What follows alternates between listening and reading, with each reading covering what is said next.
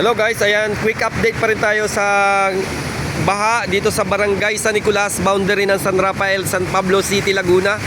Ayan, at ang daloy ng trapiko ay light to moderate ang traffic, dahilan yan sa baha nga dito sa kalsada. So yan ang nagiging dahilan kung bakit bumabagal ang daloy ng trapiko dito. Dahil hanggang ngayon, as of 12 ng tanghali, ay guys, ang tubig pa rin sa kalsada, ayan, hindi pa rin siya nawawala.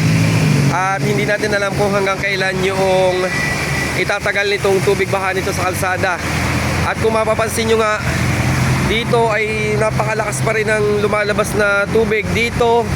Ayun, doon sa may ano na yun, at saka yun doon sa dulo. So yan guys, ang resulta ng baha dito sa aming compound na papunta nga dito sa kalsada. Again, light to moderate ang heavy traffic dito sa boundary ng San Rafael at San Nicolas, tapat yan ng Blue Park Hotel.